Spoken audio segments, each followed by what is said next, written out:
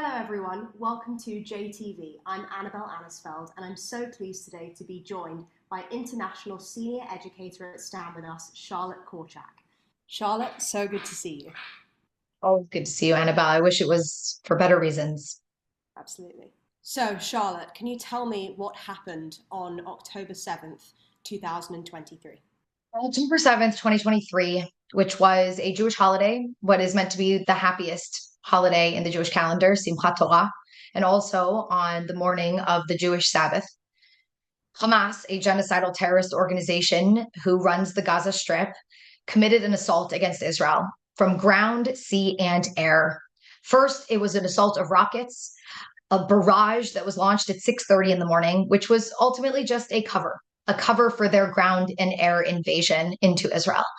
And what happened after those rockets started to rain down upon Israel and many Israelis scurried into their bomb shelters, we then saw a ground and air offensive, as well as a sea offensive. The sea offensive was thwarted. However, over 2,000, nearly 2,500 Hamas terrorists infiltrated into Israel on the ground and through paragliders from the air. They first took out the few military bases along the Gaza border that were meant to be the line of defense for the southern communities in Israel. And then they proceeded to their actual targets, which were southern communities. Over 20 southern communities in Israel, kibbutzim, small communities, were assaulted. They were surrounded, and these terrorists went door to door murdering Jews. And they didn't just murder them, they took some hostage. They took 240 people hostage in the Gaza Strip. We are talking about men, women, children. We are talking about infants. We are talking about elderly people. We are talking about Holocaust survivors. They also proceeded to torture people for hours upon hours in these communities. Meanwhile, there was also a large peace festival, music festival going on nearby one of these communities, the community of Re'im. Over 1,000 young Israelis and some foreigners were at a rave celebrating what was supposed to be a peaceful music festival. And many of them, all of them, were told to not bring weapons. They paraglided into this festival and then they came on trucks and they gunned down young Israelis as they were running for their lives through a field because that was their only way out, as Hamas had blocked them from 3 different sides. And in the process of this, they managed to kill over 1,400 Israelis on October 7th. 1,100 innocent civilians. And again, we are talking about women, we are talking about children, we are talking about babies who were put in ovens, babies who were burned alive, babies who were beheaded. We are talking about women who were brutally raped, sometimes by over 25 men, and then murdered. And since then, they have now also, and I should say 300 of those killed were our defenders, security forces, military, police, and even some ambulance workers who were on their way to try to help the dead or the injured. And since then, they have continuously fired rockets into Israel, not just southern Israel, but throughout the center of Israel and even further north in Israel. We have now had over 8,000 rockets raining down on Israel since October 7th. October 7th was the darkest day in my lifetime for Jewish people. And it is by far the worst massacre of Jews since the Holocaust. It was the darkest day in Israeli history. Who are Hamas? Why were they voted in by the Palestinian people in 2006? And how are they still in power? Hamas is a radical Islamic terrorist organization. They were founded in 1987. They issued their charter, their founding charter, in 1988. In it, their goals are pretty explicit. They say that their goal is to obliterate Israel and to wipe out the Jews. So from the get-go, Hamas has been a genocidal terrorist organization with the intention of destroying Israel and killing Jewish people and eliminating Jewish people. Now, Hamas was an ineffective organization. I mean, there were terrorist attacks that they engaged in during the first Intifada between 1987 and into the early 1990s. And they were, again, small terror attacks. They weren't trained in any kind of advanced way. But then some Hamas leaders were exiled by Israel to southern Lebanon. And that's where they met up with what now is another Iranian proxy, Hezbollah. And Hezbollah had been trained and armed and funded by Iran, and they had significantly more capabilities than these Hamas terrorists, this band of Hamas terrorists. And they trained them. They trained them in explosives. They trained them in military capabilities. And then when they returned these Hamas terrorists to the West Bank and Gaza, we now started to see more lethal attacks coming from Hamas that included the first suicide bombing that we had in Israel in 1994. And throughout the 1990s of the Oslo peace process, Hamas continued to commit terrorist attacks, but they also presented themselves differently to the Palestinian people. The Palestinian people were living under Fatah at that point. As the Oslo Accords unfolded, we had a Palestinian Authority, and the main political party was Fatah. And Fatah was corrupt. They had taken a lot of aid and money from the world, but they squandered it. They used it for themselves. They didn't allow it to trickle down to the people. And Hamas really swooped in as not just a terrorist organization, but a social welfare organization. They built clinics and schools, and they, helped people get jobs. And they really started to be the government that Fatah wasn't being, especially in Gaza. Throughout their time in Gaza, they set up things like a $2 clinic where you could go and get healthcare, and really won over hearts and minds and showed people that they were the ones taking care of them in Gaza. We should note that in 2000, a terror wave was launched known as the Second Intifada, where over the span of about 4.5 years, over 1,000 Israelis were murdered in terrorist attacks, 40% of them at the hands of Hamas. And then came 2005. And after, again, 4.5 years of violence, Israel decided to actually withdraw entirely from the Gaza Strip, unilaterally. We didn't get an agreement from the Palestinians. We just decided, as a gesture for peace, to pull 8,500 or so settlers, Israelis who were living in Gaza, out of their homes, as well as remove the 20,000 soldiers who had been present in that territory, protecting those settlements and also protecting the broader Israeli border.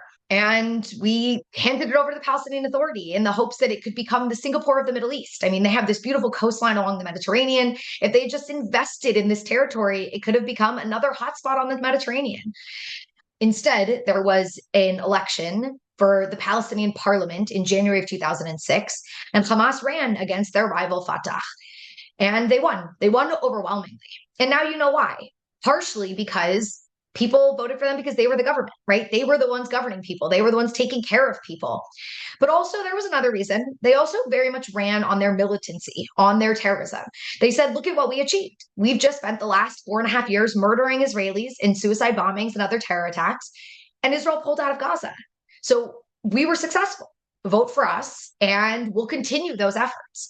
So let's not act like everyone voted for them because of their social welfare. Some people voted for them because of that, and others voted for them because they supported the terrorism against innocent Israelis, what they would have framed as resistance against the occupation. Which is interesting now, considering that Israel withdrew from Gaza. So the notion that this is resistance from occupation is a challenge, because how are you occupying Gaza when there is not a single Israeli soldier inside of the Gaza Strip? Now, one might say, well, but Israel still controls the borders and the waterways. And well, that's true. Israel, of course, controls the borders. It's Israeli borders, right? Everyone has the right to control their own borders. So the borders between Gaza and Israel controls those borders and controls what goes in and what goes out, as it should, like every sovereign nation has the right to do. But Egypt also has a border with Gaza. And Egypt also closed off that border. And Israel didn't have the ability to implement a full blockade around Gaza because of that border with Egypt. But Egypt also upheld that blockade. Now, why a blockade? Why did Israel, beyond just controlling our borders, which would be legal no matter what, why are we also controlling the airspace and the waterways? And the reason is simple. Hamas's charter states that they want to obliterate us. And upon their election in January of 2006, the world gave Hamas an out. They said, all you have to do to be recognized as a legitimate government is recognize the state of Israel, end all your terror activity against Israel, and recognized all past agreements with Israel. And Hamas refused. They said no. And they maintained their stance on our goal is to obliterate Israel. So, of course, Israel implements a blockade. We are in now armed conflict with those controlling this territory, right, who were elected in a democratic election. So we closed off those borders and the waterways to prevent Hamas from being able to get weapon shipments to the Gaza Strip to then use against Israelis. And we know those shipments were coming in. We've caught boats full of weapons that were coming from Iran and other sources on their way to the Gaza Strip. And so Israel controls those areas inside Gaza, but we control the surrounding areas to prevent Hamas from being able to get weapons. And anyone saying, well, that's not fair. Well, I think now October 7th clearly demonstrated exactly what Hamas was going to do with those weapons, which is why also in the last few years, Hamas has now basically created homegrown weapons. They manufacture them inside of the Gaza Strip because Israel's blockade made it almost impossible for them to get weapons from the outside. But now we know exactly what they were going to do with those weapons. Not defend themselves, like many try to argue, but to attack, to commit a ground offensive against Israel and not against Israeli soldiers. You know, if somebody wants to talk about resistance, we could talk about Israeli soldiers, but they didn't. They went after innocent, defenseless civilians. Now, that's Hamas in a nutshell and how they got elected in 2006. There's a lot more to talk about in terms of what they have done since 2006 and what Israel has done since Hamas fully took over the Gaza Strip in June of 2007. So Hamas was elected in January of 2006, but because they refused to meet those three standards that were laid out for them, Fatah, their rival, didn't give them power in Gaza. And so, after a year and a half, in June of 2007, Hamas decided to violently take over the Gaza Strip in a bloody coup against their rival party, Fatah, where they were murdering Fatah members, throwing them off the roofs of buildings after shooting them in the kneecaps. And many Fatah members fled out of the Gaza Strip to Israel and from there into the West Bank. And from June of 2007 onwards, we have Hamas control in Gaza and Fatah control in parts of the West Bank. And that is when Israel decided to implement that blockade around the Gaza Strip to prevent Hamas from being able to get weapons to then use against Israel. So can you put Gaza in context for us? So what is it? Who lives there? How has Israel controlled it in the past? And why are they still suffering there? So Gaza's territory that, if we go back historically, let's go back to 1947, right? Let's go back to the 1947 partition plan. Gaza is a territory that was mostly meant to be in what would have been the Arab country if the Arab leadership in 1947 had accepted the UN partition plan. So it was predominantly occupied by Arabs, and that's why it was meant to fall into the Arab state. With the rejection of the partition plan, the Arab world launched a war against Israel, and that included Egypt. And at the end of the war, Egypt had taken control over the territory that becomes known really as the Gaza Strip, where now it has a delineating line around it, which was essentially the armistice line of the 1948 war between Israel and, in this case, the Egyptians. So Egypt occupied that territory from 1949 until 1967. They never annexed it. They never declared it part of Egypt. So it was under, again, Egyptian occupation. And then in 1967, Israel yet again is in another war with Egypt. Egypt declared war on Israel in May of 1967 by closing the Straits of Tiran. And Israel preemptively strikes the Egyptians in June of 1967. And in a very quick 6-day war, Israel gains the territory of the Gaza Strip and occupies it, essentially. Now, soon after that war, Israel said to the Arab world, we're willing to pull out of territory, just give us peace and recognition. And the Arab world said no in the famous Khartoum resolution with the 3 no's. And the Gaza Strip then remains now under Israeli control, or what some would call Israeli military occupation. In Gaza at that point, there were around 800,000 or so Gazans.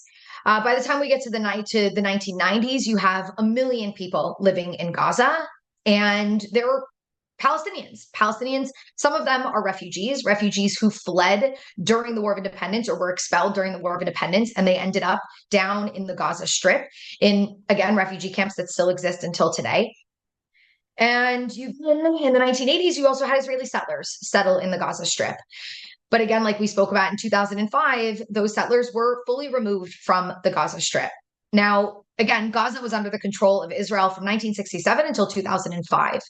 In 2005, Israel fully withdrew from Gaza. All 20,000 soldiers and 8,500 settlers fully removed from the Gaza Strip, leaving it to be under the control of what we thought was going to be the Palestinian Authority. But then again, in 2006, Hamas gets elected overwhelmingly. And in June of 2007, Hamas takes over the Gaza Strip by force. And they have now been the ruling party in Gaza ever since. So it's been 16 years of Hamas rule in Gaza. People in Gaza now have grown, have doubled in size, in fact, since that time period. So now there are around 2.3 million Palestinians who live in the Gaza Strip under the control of Hamas. The Gaza Strip is a very narrow territory. It's about 6 miles wide and about 25 miles long. It is very densely populated. It's not the most densely populated area in the world, but there are areas within Gaza that are some of the most densely populated areas in the world, like, for example, the Jabalia refugee camp, which is not only a refugee camp, but also a place where Hamas conducts Hamas activity very frequently. As a result of Hamas control, the territory has been neglected. Hamas spent most of their budget on terror activities and very little on infrastructure. In fact, they dug up a lot of the infrastructure and used it for terrorism. They dug up most of the pipes that had been laid under the ground for water and for sewage. They dug most of them up, and I should say that that infrastructure was laid down by Israel in the window of time between 1967 and 2005 when Israel controlled the territory.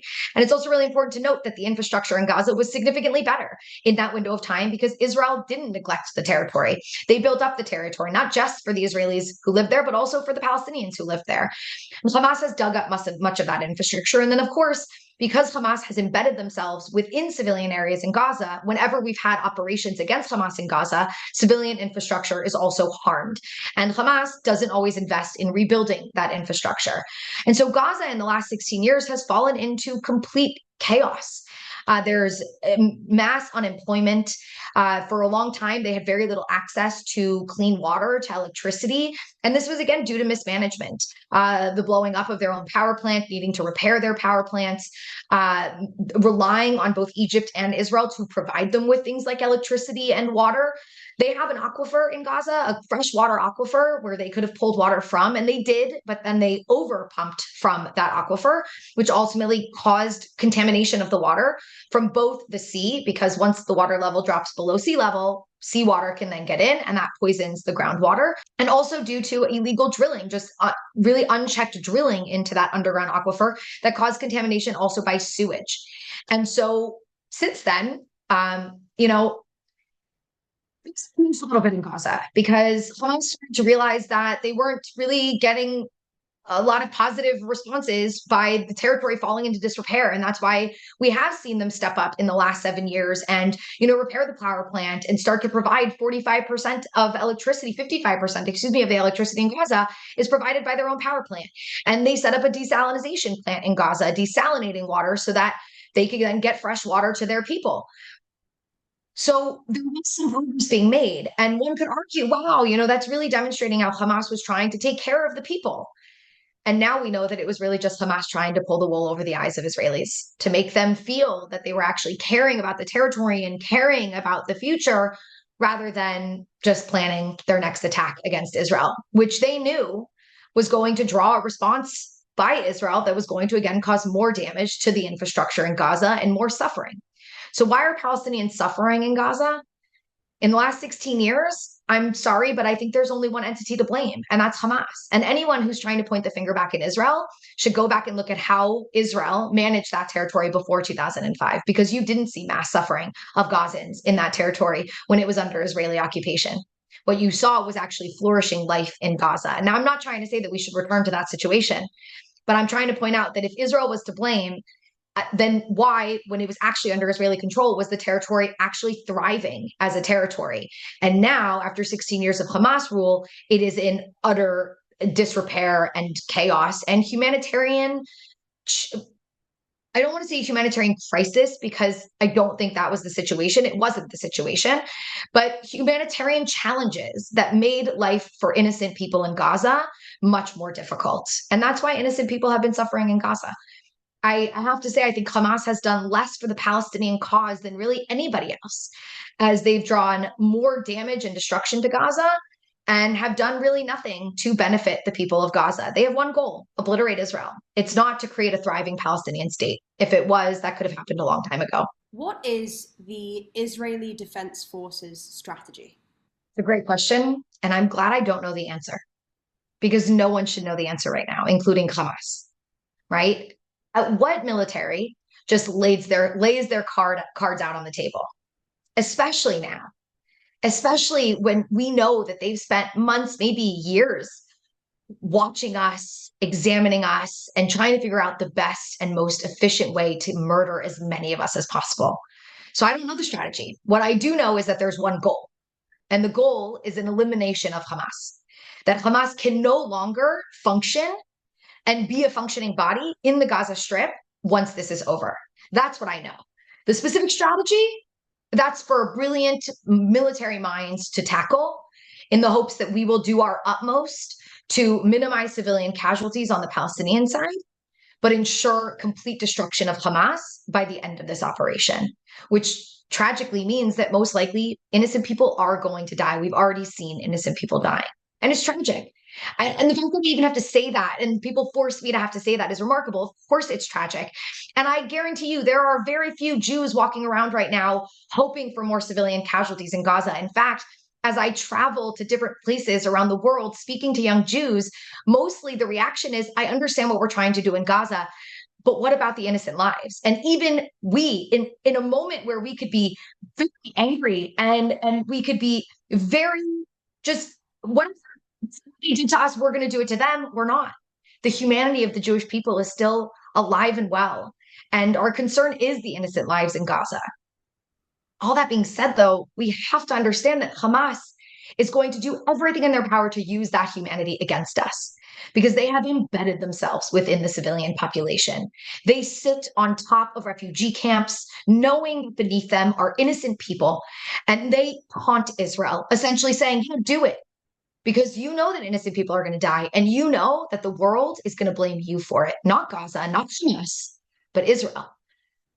And so I don't know the strategy, but I know our humanity. And I know that Israel will do its utmost to minimize risk, but also complete the task at hand, which means there is going to be loss of life. And it breaks my heart. It's one of the hardest things for, I think, all of us Jewish people right now to reckon with. But we also understand that we cannot continue to live alongside Hamas. They are animals.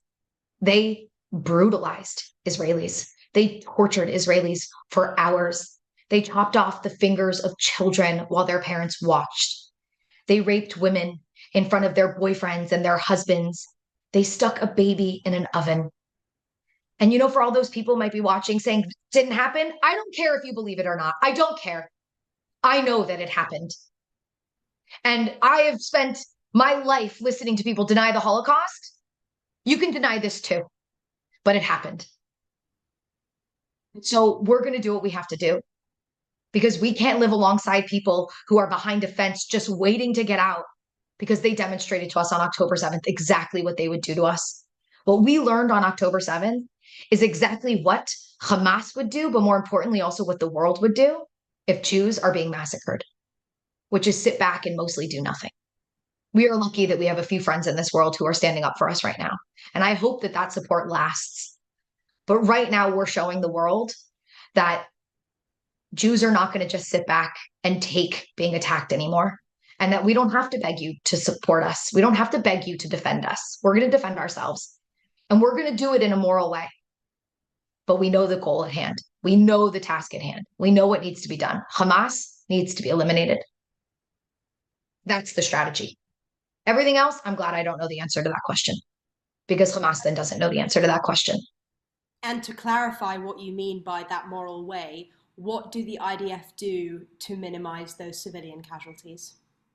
So we've already seen it. Immediately, they started to drop leaflets on Gaza, explaining to people where safe zones are and where war zones are. And essentially, they told all of the people in northern Gaza to go south. Go south, down behind the Wadi Gaza line. They dropped leaflets with maps saying exactly where the line was, delineating exactly where they needed to go to be safe. We've created humanitarian zones within the south, where the hope is that we can then send humanitarian aid directly into those humanitarian zones and prevent it from being able to get into the hands of Hamas. So one, we've warned them.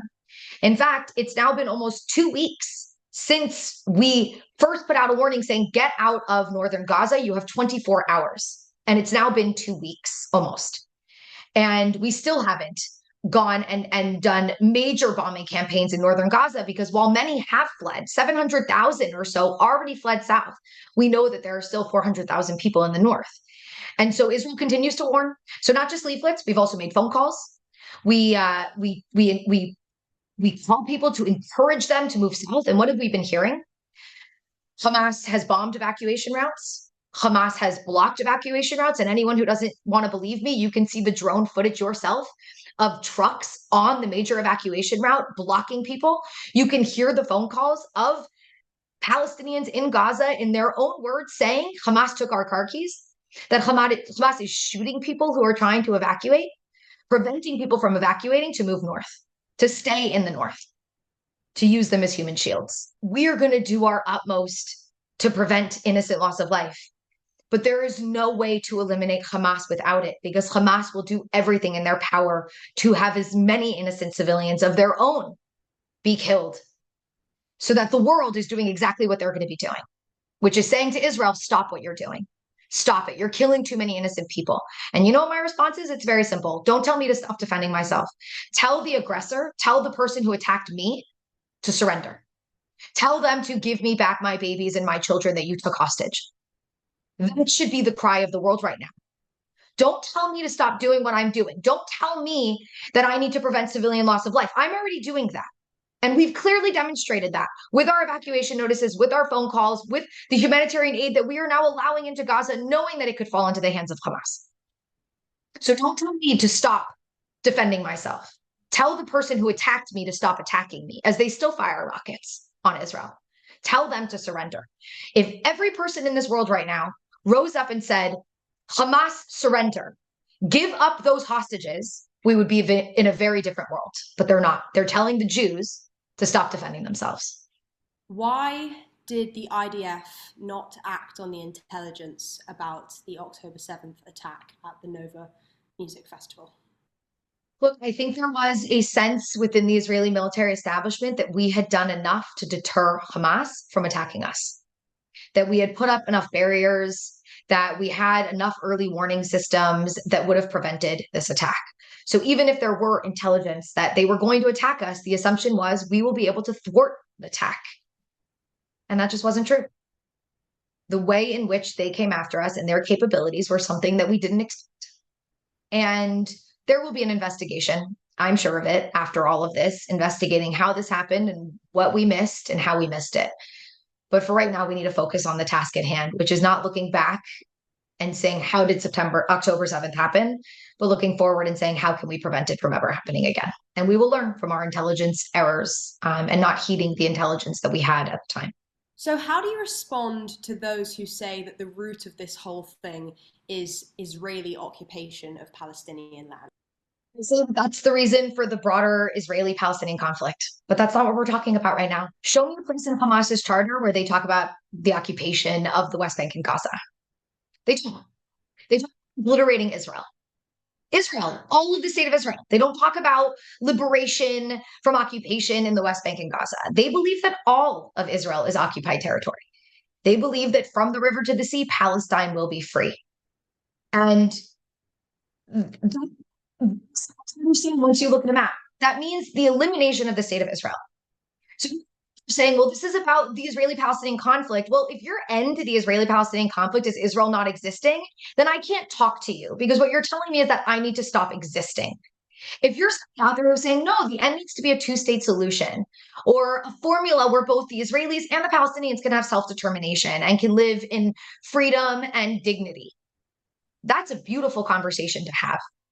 That's not the conversation that Hamas has ever had. Hamas's goal is to obliterate Israel and wipe out the Jews.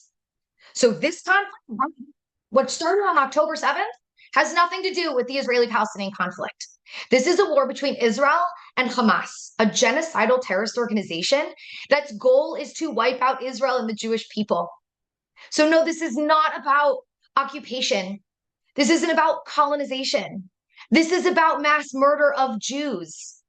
And that's what we're trying to stop right now. And once we get rid of Hamas, which, by the way, let's be honest, has done more damage for the Palestinian cause than anybody else, if the cause is really two states or the ability to live side by side together peacefully, not the wiping out of Israel, they've done nothing to help that cause. So right now, this is not about the broader Israeli-Palestinian conflict. This is about getting rid of a genocidal terrorist organization whose end goal is my obliteration. Once we've done that, then we can go back to debating the Israeli-Palestinian conflict and how it should end. But it will not end with Hamas in existence. It will end with Hamas in existence and Israel remaining in existence. And with all due respect to everyone listening, Israel must remain in existence. And if the last 3.5 weeks have not demonstrated that to you, then I don't know what will. Because I'm living in a world right now where it is very, very obvious to me what would be happening if Jews didn't have an army of their own to protect them right now. The world would be saying to us, you deserve it. And there wouldn't have been anyone to stop Hamas from continuing to march through and murder more and more Jews, the same way that the Nazis marched through Poland and murdered Jews everywhere they found them, and no one stopped them. So this isn't about occupation. This isn't about the broader Israeli-Palestinian conflict. This isn't a war between Israel and the Palestinians. This is a war between Israel and Hamas. It's simple.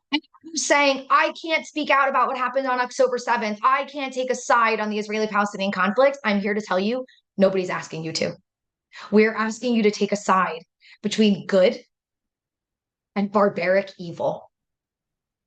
And we need to get rid of that evil. And then we could go back to talking about the good on both sides, the good Israelis and the good Palestinians who want an end to this conflict. It won't happen with Hamas in existence. So you can take a side. You can say, I'm against this genocidal terrorist organization, and I'm against everything they stand for. And I condemn without any reservations what they did to Israel and the Jewish people on October 7th. And that should not be hard. Should there be a humanitarian ceasefire, as some are calling for? Absolutely not. There should be a humanitarian corridor created where we ensure that humanitarian aid could get to innocent civilians in Gaza.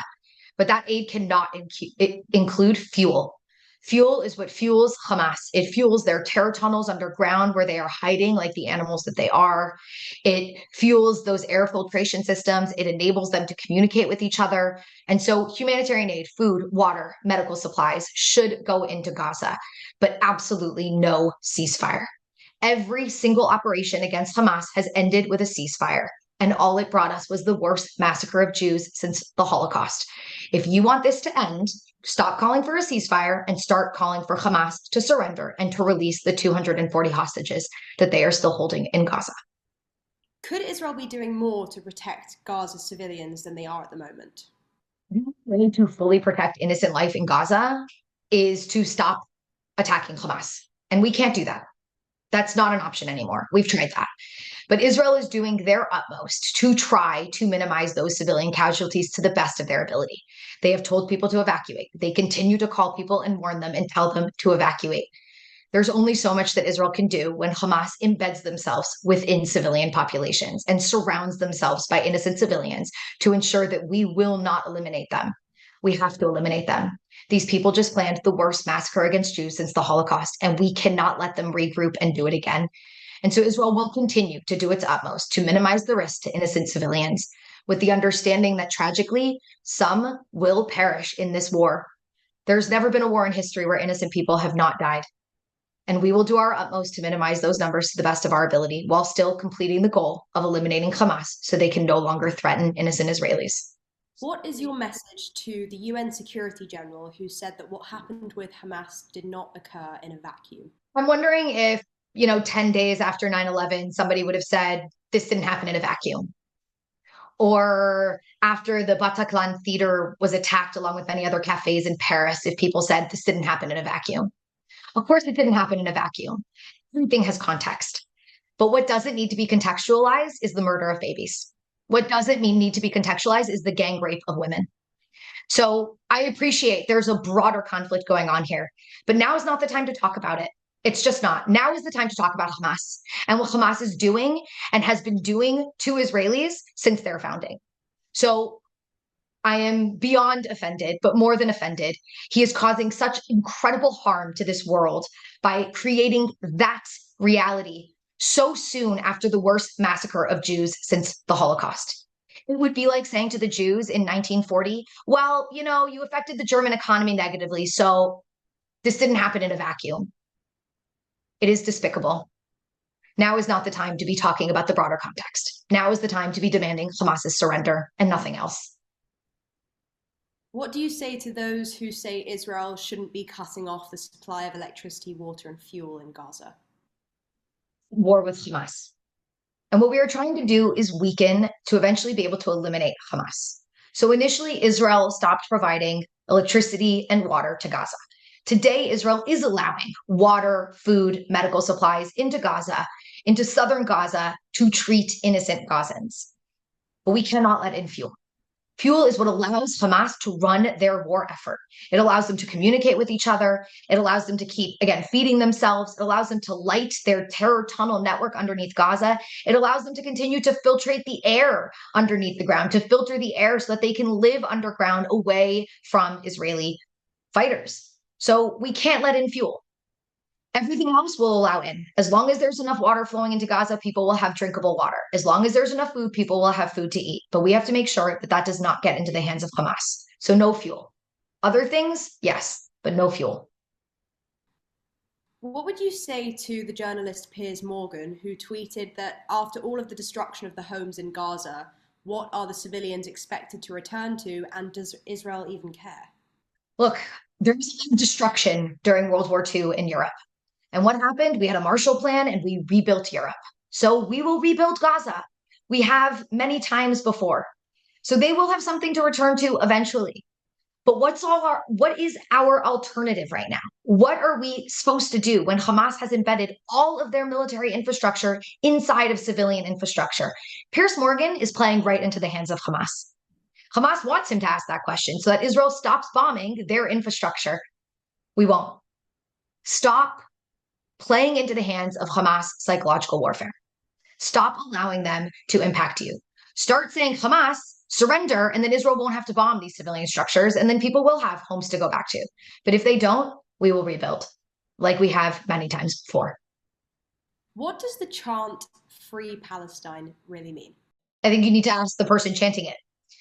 If somebody's chanting Free Palestine and they're calling for an end to Israel's presence in the West Bank, that's fair. And I think we should work towards a solution where Palestinians could live in the West Bank in their own country and Israel could live alongside it freely. If they're saying Palestine from the river to the sea, they're calling for the elimination of Israel. If they're saying Free Palestine, meaning what they would describe as historic Palestine, which was actually the British mandate of Palestine prior to 1948, and they are referring to all of the state of Israel, then they are calling for the elimination of the state of Israel. What we should be chanting is Free Palestine from Hamas. And that would be the first step in actually creating a more free, eventual, maybe country called Palestine. So it really depends on who you're asking. It depends on who's chanting it. And you need to have that conversation with those people to know, what do they mean? And then you might find that some people don't even know what they mean when they say it. And maybe that's the conversation we should be having. Do you think ordinary Gazans want peace with Israel? I want to believe that some do. I think they do. You know, there's a great series called Whispers from Gaza, which everyone should be listening to. And it's real Gazans anonymously talking about how they feel about Hamas and about living in Gaza. And I genuinely believe that some, if they weren't living in the environment that they were living in, would definitely want that. It's hard when so many have lived under 16 years of Hamas rule and have been brainwashed by Hamas in their textbooks, on their TV stations. And so I want to believe it, but I also understand why some don't, because they haven't had free access to information to understand the real implications of living under Hamas and really understand the benefits of peace with Israel. And so I want to believe that some do. And I think that in the future, more can. But that's going to take a lot of effort from the world and from Israel and from people in Gaza and Palestinians who genuinely do want to see that better future for themselves and for their people. Do you think the veil has now lifted on the anti-Semitism that lies behind the anti-Israel movement? No, no, I don't. I think that people still desperately want to believe that you could be against Israel and not against the Jewish people. And that's true. You can be against the government of Israel, policies of Israel's actions of Israel, and not be against Jewish people. But I think people still want to try to insist that this is about Israel and the Palestinians and not about the Jewish people. The Jews have woken up, I think, more than anybody else. Jews who genuinely wanted to believe that it was about Israel and not about people hating us directly, I think they've woken up. Because after the worst massacre against Jews since the Holocaust, we're watching now a rise in anti-Semitism around the world, and Jews, not Zionists, but Jews being targeted. It's clearly demonstrating that one has everything to do with the other, and that anti-Zionism is an ideology that feeds the beast that is anti-Semitism. And we're seeing that play out every single day. And I hope people wake up. I'm not sure they will. Can you be anti-Israeli and not anti-Semitic? Depends on what we mean by anti-Israeli. If you are against Israeli policies, specific Israeli government at any given time, specific Israeli actions, then of course you can be anti-Israel and not be anti-Semitic. If you're anti-Zionist, meaning that you are against the existence of a Jewish state, I would say that is a form of anti-Semitism. And the reason is being demonstrated right in front of our eyes. We are being shown right now what would happen if a Jewish state didn't exist.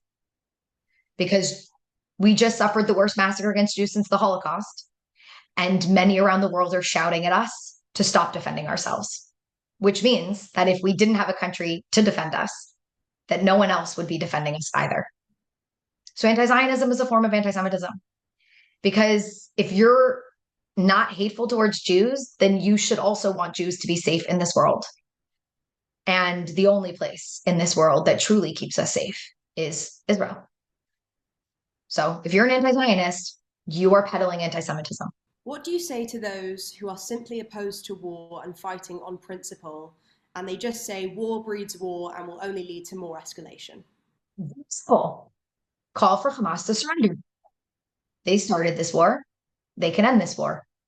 Don't insist on the person who was attacked to stop the war. Insist on the person who did the attacking to stop the war. If you don't like war, call for Hamas to surrender and release all of our hostages. And then this won't have to happen again. I'm also against war. I don't want this to be my reality. Hamas started it, and they can finish it. Thank you so much, Charlotte, for joining us today. And thank you, everyone at home, for tuning in as well. I'm Annabel Anisfeld, and you're watching JTV.